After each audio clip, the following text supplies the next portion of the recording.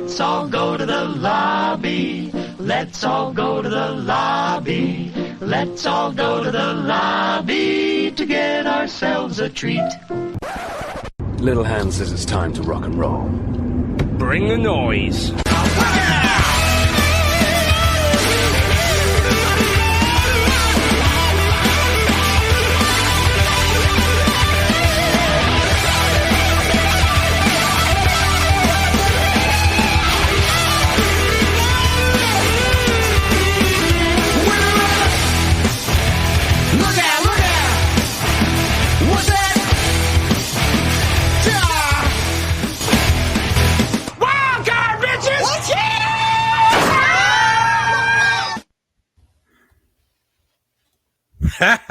Ladies and gentlemen, welcome to episode 0 of Wildcard Cinema. I'm your host, your producer here at the Full Circle Radio Network, JJAlexander. For those of you who are already subscribed to the channel, thanks for joining us on this new adventure. For those of you who are new, glad you're joining us. So this is our newest endeavor here on the channel, as my microphone's trying to fall on me. We're trying to expand a little as we go. Seeing as we've offered you music and wrestling content for the past few years, now we're branching out into something else. As a project that has been in the works, as some of you know, for quite a few months. And let's just jump right into it.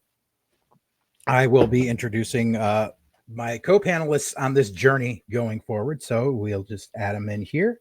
Here we go. And added. Ha! It worked. All right. So these two gentlemen I've known for quite a long time, one a few years longer than the other, but still we've all pretty much been in the same milieu of things for over 25 years. So, Greg, I'll let you go first. Yeah. Have known each other quite a while. High school. Yeah. So, man, time has flown. Mm-hmm. But, yeah, happy to join in and maybe experience some new things. Yeah. Mark? Cool. Hey, I'm Mark. I got you beat a little bit, Greg. We go back to middle school. Yeah.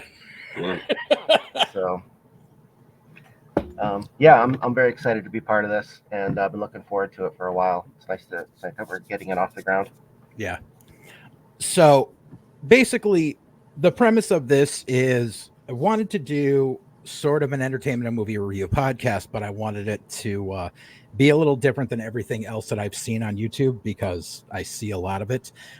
Took some inspiration from things like the Arrow in the Head channel and Nostalgia Critic and things like that. But there's a few things that have been lacking.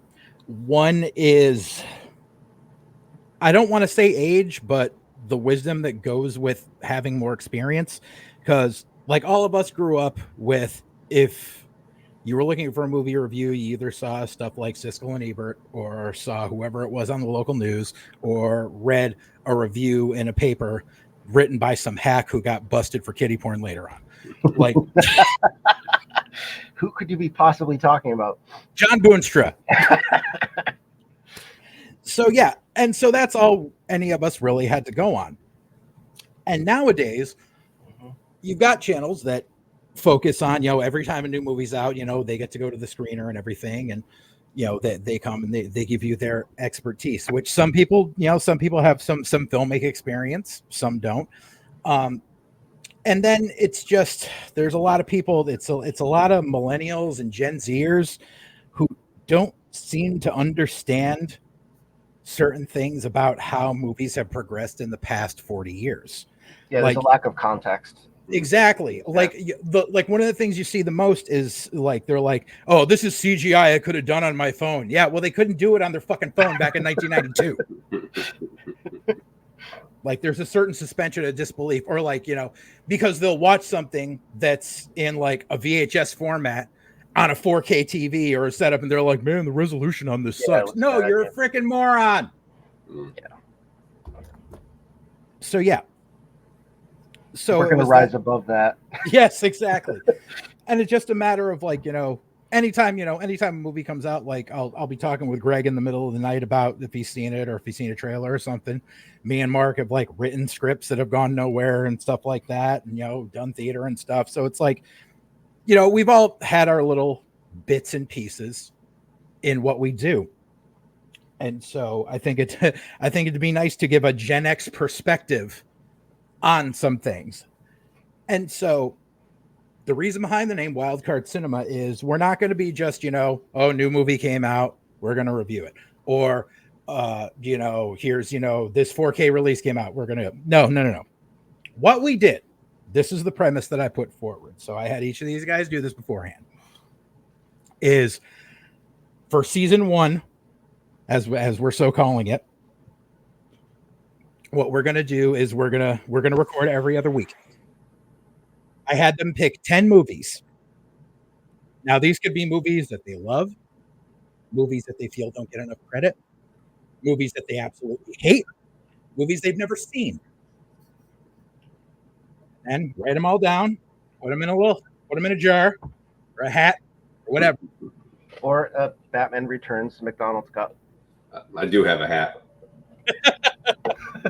I got this. This was a jar of really bad hot sauce, but yeah. And so what we will do is at the end of this broadcast, we will all pick our first ones out of the hat. And what will happen is going forward at episode 1, we will each give our reviews on whatever movie was chosen. Also, do a lead in with the old school movie trailer or at least a scene from it if it's not there. And then we will go into it. One of the points being is when we choose what we do, you got to keep a straight poker face, because some of us may know like what the other person already thinks of the movie or not. You got to leave that, like, got to let the audience not know. That's you got to keep your poker face, because that's the wild card.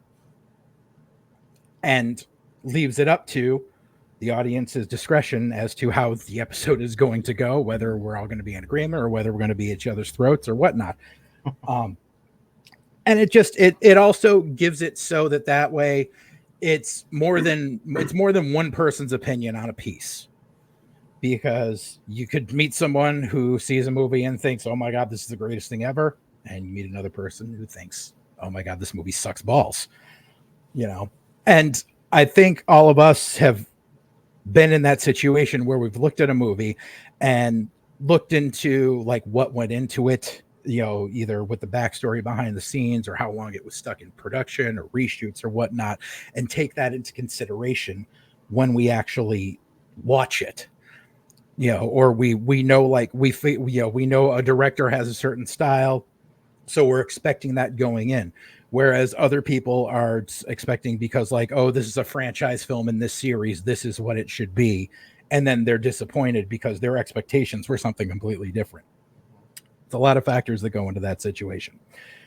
And the rules that I gave forward for when they chose their movies were just a few things. 1, the movie has to be available on some sort of streaming service, whether that be a subscription, a free streaming, or even like if you can rent it on Amazon Prime or something like that. Because what will happen is after we review each movie, I will put up a list of where it is viewable at that time and what is capable of doing so. That way, because what is it? I think it's Good Bad Flicks. He always does it where he's like, there's this movie, blah, blah, blah, does a whole review. And he's just like, it was put on DVD, but you can't find it anywhere. Like, so what was the point? I'm just going to cut right in here because we do have sponsorship. So I have to do that little plug real quick. So for those of you joining us, while you're viewing Wildcard Cinema or White Heat or anything else on this channel, please be kind to visit our sponsors, EpicShirts.ca. We don't just make shirts, we make epic shirts. If you use the link down below or you go to the checkout and you use the coupon code Full Circle Radio at checkout, you will get 10% off on your order. That's every order, not just your initial order. Go check them out. They run the gamut of a lot of cool things. I actually pulled up a couple of things here that they do. One of the shirts they offer that I kind of dug. Yeah. And also they offer these like 3D print Spider-Man type shirts. Oh wow. Yeah, there's some good stuff going into them. The quality's decent, and the pricing isn't that bad. There's a lot of like of these shirt companies where you go and it's like, oh, I like this, but it's like $35 for a shirt. It's not that way here. Like everything's pretty moderately priced. So yes, please visit EpicShirts.ca so we can pay the bills here. So I've been talking a lot. Let me open up the floor. Anything you guys want to add? I mean, you hit it pretty good at the beginning. Yeah, I can't top what you have already said, sir. All right. Well, so let's give just a little background on the stuff that like Greg, like your favorite types of movies and like your top, your top handful of directors. Like, what do you usually look for? Oh man, so yeah, I always really loved movies as a kid. My dad really took us to drive-in a lot with drive-in. I mean, it's still operational somewhat. The town runs it a little bit.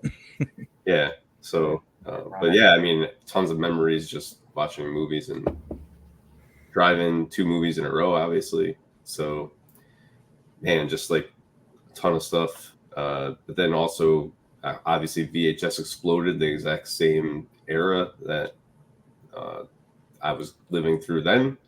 So, just a ton of movies then. HBO huge. So yeah, I mean, I didn't really watch TV. It was movies, and you watch movies repeatedly. So, but then it was really when I saw Pulp Fiction in the theater, which my stepmother at the time had to bring me into begrudgingly because they wouldn't let us in without a parent, even though my father was like, hey, Waterbury lets you do it all the time. Southington was like, nope, you got to go in with your kid or else you can't go in. So she was like, well, I don't want to see the new Star Trek anyway. I'll go with them. But, what was a mind-blowing experience to me, she called the worst movie she ever saw in her life. So, wow. So, it's that kind of just different of a generational thing. But yeah, so then through college, there was like Blockbuster tried to compete with Netflix. So they gave you a rental every day if you subscribed to a card. And I just went bananas one summer break from college and watched a movie every day. And I wrote everything down and kind of gave it a rating. I actually created Letterboxd without knowing it, I guess. So wish I parlayed that into some technology. I could be elsewhere right now. No offense, but so. But yeah, I mean, so just going back, yeah, I mean, a couple of years ago, I kind of stopped going to movies with the rise of like Blu-ray and Netflix and streaming, but I don't know, I'd say like 5 years or so ago, I was at AMC, saw an AMC A-list promotion, and I had just paid like $20 for a ticket to see the one or second movie of a year I would go to see, and just realized that it pays for itself if you go once. So yep, ever since I've been seeing almost everything in the theater that I can. Yeah, just really love it. I mean, going back a little bit to college, I actually ran the entertainment section of my newspaper in college. So I was still into movies and music back then. But yeah, now just really just try to see everything I can, and even stuff way back that I haven't. So, but directors, still love Tarantino, my favorite director. I mean, the kind of the classic guys, Scorsese, Coppola.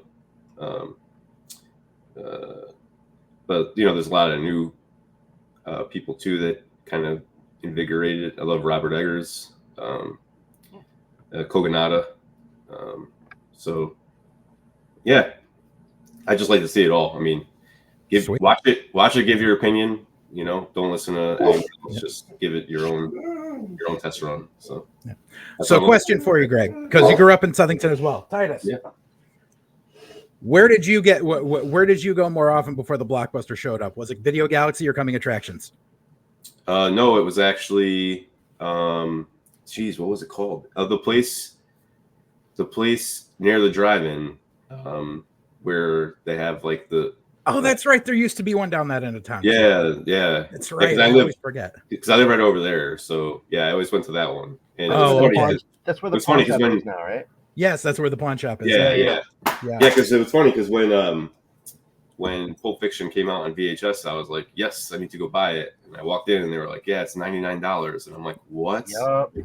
I was having that exact conversation in a VHS collectors group I'm in the other day because someone had a tape and it had an old price tag on it that was like $95. And they're like, VHS tapes never cost that much. We're like, yeah, they did, fucker. They did until you price them to buy. So right. They would mass make them and then sell them for like $18 or whatever. I know Forrest Gump was like $18 same year, but that's because it's saccharine bullshit, and Pulp Fiction $99. So yeah, you got to pay what the rental store paid. Right. They made their money back after renting it like 20 times or whatever. Right. Yeah, because I remember because I used to go to the Video Galaxy, which used to be next to the billiards place by Staples. And they would leave out the little they would distribute the little bifolds of the coming attractions of what would be coming out on VHS later in the year. And I just remember, and it was the wholesale guide one, so it had the pricing on it. And Back to the Future 3 was like $96, and I was like, damn. Wow. See, I remember pre-ordering. This was what, 91? I remember pre-ordering Robin Hood Prince of Thieves from a video store, and it was something like around $40, and I had to beg my dad to buy it for me. Back then, $40 was a lot of money. Yeah, that's the way it was. So, Mark, how about you? Let's see. I'd say my favorite genre of movies is comedies, but having said that, I'm extraordinarily picky about the comedies that I like. Yeah. And the ones I like, I really like, and the ones I don't, I loathe. So I'm also I dabble in horror stuff. Definitely, horror comedies are among my top genres. I'd say for directors, Quentin Tarantino. I remember the first time I saw any of his movies I was about maybe 14, and my mom and I rented Pulp Fiction just because it was popular, and that was for a 14-year-old very awkward. I could just imagine your mom watching Pulp Fiction. Yeah, it was a very silent viewing experience. I was right there with you, dude. And let's see, other director. I'm a big fan of the Coens. I mean, just let's see, for horror. I mean, it's a lot of the standards, like Sam Raimi, those types of things. Yeah. So yeah, and as far as like watching movies growing up, it was all video store. I remember practically living in Hollywood Video in the early 2000s. Me too. But for different reasons. For totally different reasons. Yeah, and I would when I was going to college, they actually had a pretty big VHS library that you could rent stuff for free, and I just started stockpiling all these movies, huge stacks at once, and I would just rent them and bring them back in a week and get another stack, or you could even watch them on campus if you wanted to, which was nice. Nice. And when it comes to home video versus the movie theater experience, I prefer the movie theater experience, but not as much as I used to. Mainly because the quality of the picture in a lot of movie theaters is pretty bad. They've got their AMC is famous for having a very dark picture. The lights turned way too low. You can't make out faces on the screen, things like that. And I just kind of stopped going. I'll see like big stuff just because it's part of the experience of watching that movie, like something like a Star Wars or whatever. You want to see that on the big screen. But yeah, I don't really do a lot of streaming. I pretty much, if I want to see a movie, I'll just buy it. I'll either find it on VHS or I will find it on DVD. And I mean, you should see my collection. It's like I've got like 2,000 DVDs, and so yeah, that's about it. Yeah. So, what I alluded to with Hollywood Video was, I was the assistant manager of one of the two Hollywood Videos in Waterbury in the mid 2000s. So, and strangely enough, like I was probably one of the only two people on staff that actually watched movies. So, like literally like Mike was notorious for it. My friend Mike, who was the manager, like people go and be like, "How is this?" I don't know. Why? I don't watch movies. Like, like and it was part of being in, the dregs of the hood in Waterbury, where you didn't want to deal with people and talk to them. So it was just like, yeah, whatever. But I actually I think one of the selling points of me getting the job was so I could have my own shelf on the staff picks. And also I was lucky to be working there at that prime moment where we got the edict from corporate that VHS was officially phased out. And so to start marking down VHS to this dollar amount on this day, this dollar amount on this day, yada, yada, until they were going to be marked down to $2 a tape. And then after that day, anything that was left in the store, we were told to destroy and put in the dumpster. So automatically, me and Mike took the movies that we liked and made stockpiles and hid them in cabinets that were locked. And come the last week, I took some out and I bought them at $2 a piece, and then waited until the day after the edict, and then I took everything else home with me. Nice. And Mike took everything and opened up a table at the Terryville flea market. I mean, seriously. I mean, who's gonna, but. And going back, I wished I had grabbed more of like the really oddball stuff, just because like there was that transfer of, there were, like 40% of VHS never made it to DVD or beyond. So like there's stuff that you couldn't find. Yeah. I mean, luckily we have stuff like people uploading VHS rips to YouTube nowadays and stuff, which will be included in this if it so comes to be, because that's always good. My experience was, every summer, my father was a huge sports bettor, but in the summer there was really no sports going on Sundays. So Sundays he would always take me to a matinee every Sunday during the summer. So that's how like I caught a lot of movies like from age 8 to 12.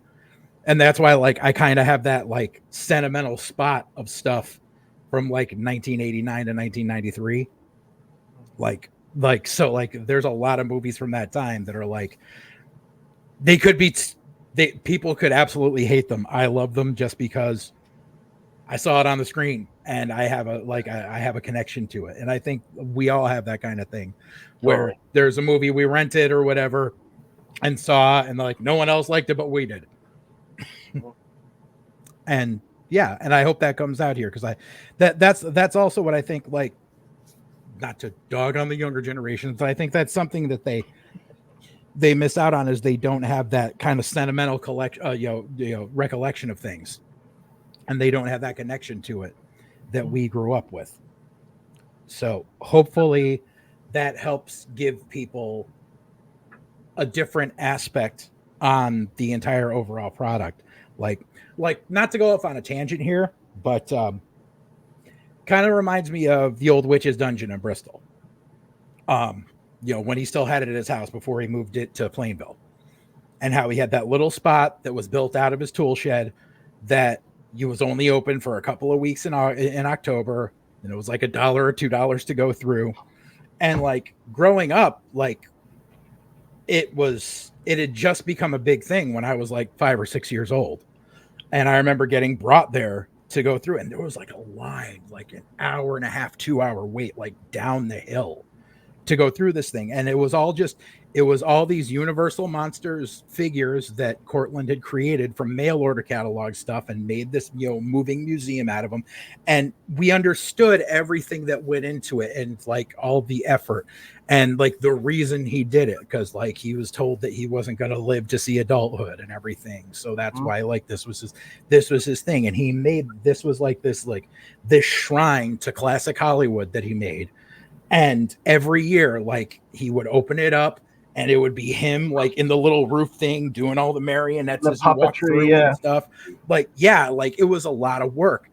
And I remember going through it as a kid, absolutely loving it. And then I remember going to it like in my mid-20s or late 20s or whatever. And I remember there wasn't as much of a line, but I go and there's like these people like in front of us who are waiting to go through it. And like one of them goes through it and comes back on and they're like, that was stupid. And I'm like, you don't realize everything that went into this. Yeah. Like all you're seeing is this wasn't Disneyland. And I'm just like, I was like, it cost you $2 and 10 minutes of your time. Like, give it a little bit more, Well, the story behind Witch's Dungeon is part of the experience. It's handmade. Right. It's, this guy's whole story is part of it. That's why I remember going, he didn't even really charge a specific amount of money. It was just a donation. He was like, whatever you can give me or whatever, I'd appreciate it, because it was a homemade thing. Right. And I think that's also like, we were the ones who were like, when DVD first hit big, like we had to have every DVD because it had all the special features of the behind the scenes and the deleted scenes and all that stuff. That was the big selling point of DVD. It was the picture quality and the extras. Right. And that's like, then you would watch the stuff, you would watch like these behind the scenes vignettes and realize stuff that went into the movie. And it gives you a new appreciation of it. Like one of the things that I remember when it was called the Renegade version, but the director's cut of Highlander 2 when it came out, because that movie was panned as being awful by everyone. But then when the Renegade cut came out, which was Russell Mulcahy's version, there's a big interview in the behind the scenes with them about everything they went through and how the studio kept making cuts and how they were filming in Argentina and there was a revolution going on during the time and the economy was tanking. And so every day, like they knew I remember he said that they knew how much they would have to cut from the script that day by how much the price of orange juice was at breakfast. Wow. Like, right. And it's like, when you take into factor stuff like that, you realize like they had a lot of shit to go through making this movie. And, and so it gives you, like I said, it gives you a little bit more of an appreciation. Yeah, Russell Mulcahy is one of the unsung directors that I love. He's an Australian director that a lot of people haven't heard of, but he's done a lot of stuff that people don't realize. Like he started off doing Aussie exploitation, but he did Highlander 2. He did one of the Resident Evil movies.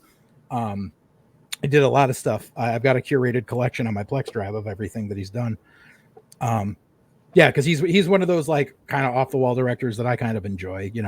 I enjoy a lot of horror directors, but not just because they've done horror. It's just because of everything else they've done. Like I love Tobe Hooper, I love Wes Craven, but I love the stuff they've done outside of just that genre.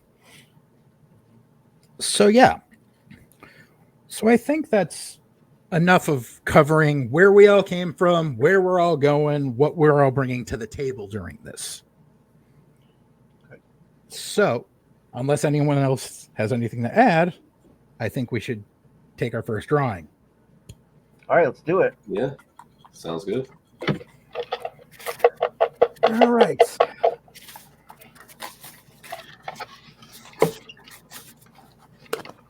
All right. Mark, what's your first choice? Superman 2, the Richard Donner cut. Ooh. Okay. Greg, how about you? All right, let's see here. Oh, kind of came up with this one late last night.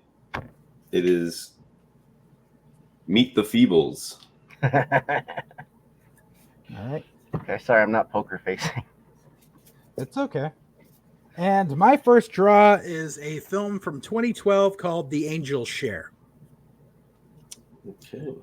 So luckily I have a digital library where if in case these guys don't have it, they can view it through my library. So that way we can get through with it. And anything that I don't already have on there, I will make sure to add by the end of the day today. So that way we all have the full 2 weeks to make sure we can view what we need to. So yeah, so looks like that is all for episode 0. Join us back here in 2 weeks for episode 1, where we will review these 3 movies and we will continue on the journey with everything else going forward. All right. Cool. Sounds good. Say goodbye, boys. Later. Right, can't wait. See you later. Billboard, baby, do a leap and make them dance when they come on. Everybody looking for a dance floor to run.